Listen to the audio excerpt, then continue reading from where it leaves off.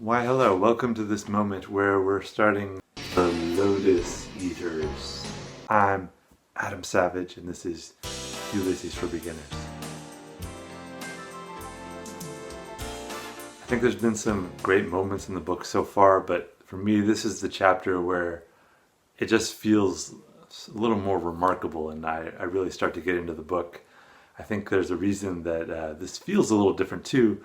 Not only is Bloom the new narrator and he's trying to take over, but this is where a character, maybe not a character, but an influence is felt on the text that would have been impossible.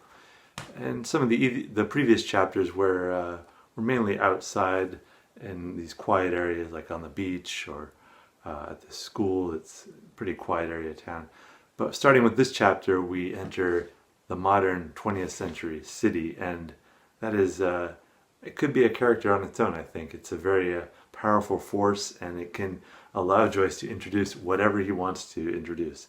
Pretty much anything can happen in the city, and that's why this is wonderful. This is a city in one day where everything happens. Like the river that runs through the center of the city, it's always changing, and it just has this continual presence and sound and influence on people that are in it and around it.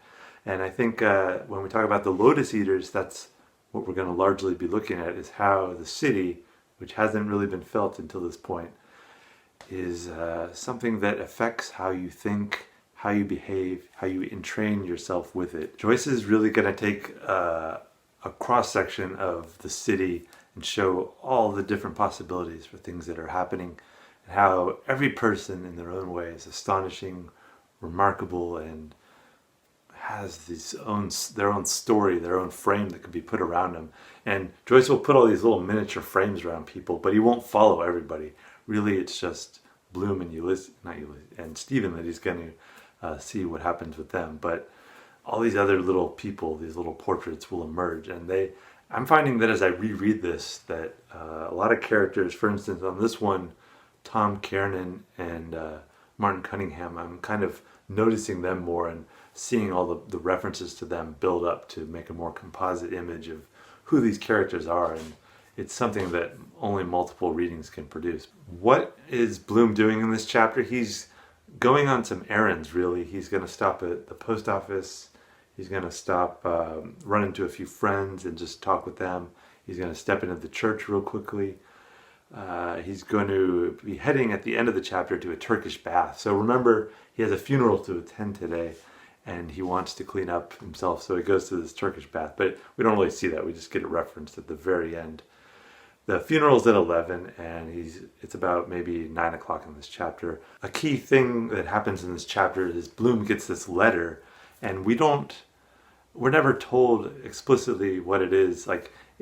You have to kind of read it a few times, or I'll just tell you right now. Basically, he's posted an advertisement, and he's got this response, and he's kind of begun this flirtation with this woman that he's not met and probably not going to meet. And it's interesting to see the masks that he wears as he deals with her, and how he talks to her, and how he envisions himself, and who he really is under all these masks that he puts on. But what exactly is a lotus eater, you may ask? A lotus is a plant or something? I guess a flower. And I guess you can get drugged off it somehow. So these, after the Trojan War, Ulysses and his men, they get on their ship, they head back, but then they land at this island of the Lotus Eaters. And these guys are like just eating these lotus leaves things, and they're just like, hey, they're all doped up. And Ulysses' men, his crew, they try it. These guys, they're like, oh wow, this is cool. Ulysses or Odysseus, whatever they called him. We should just forget about it, just chill out, and we'll hang out here, and we don't have to go back to Ithaca. And Odysseus is like, no, get on the ship, and they left. Anyways, connecting to Bloom and this chapter, you're going to notice there's a lot of droopiness, a lot of very slow, lethargic feeling to a lot of this chapter. And why that is because I think Joyce is trying to show how the city, which we're starting to see, is just a way of sedating or narcotic on people, it's something that affects people, and it's something that is entrains them to its energy levels, and that they have to interact with. And Bloom succumbs to it too in a lot of ways. He feels it, but there's a difference, and I think it comes down to a lot of things. He's just a very thoughtful guy, but he's also somebody who works in this advertising industry, or is connected with advertising, which is about steering attention. And he's well aware of the tricks and techniques. So he's going to go into a church, and he's going to see advertisements on newspapers and notice these things. But he's also very critical of it. He's an outsider in this culture, in this society, because everybody thinks of him as a Jew. His father converted from Judaism to, I believe, to Catholicism, to marry Bloom's mother.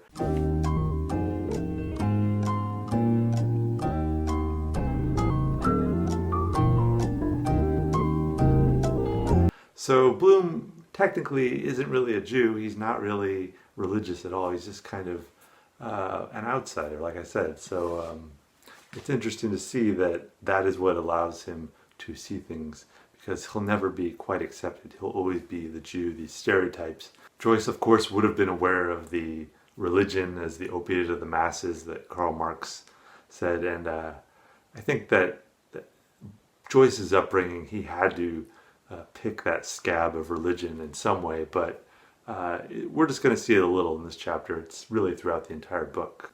This episode takes place south of the river a little, and we can see if Bloom's home was way up here, this is maybe a mile and a half walk. He could have easily done it in probably 25 minutes or so, and he's just running these errands, and when he ends, he'll be over here near Trinity College almost. So those are the basics of Lotus Eaters. Let us move onward.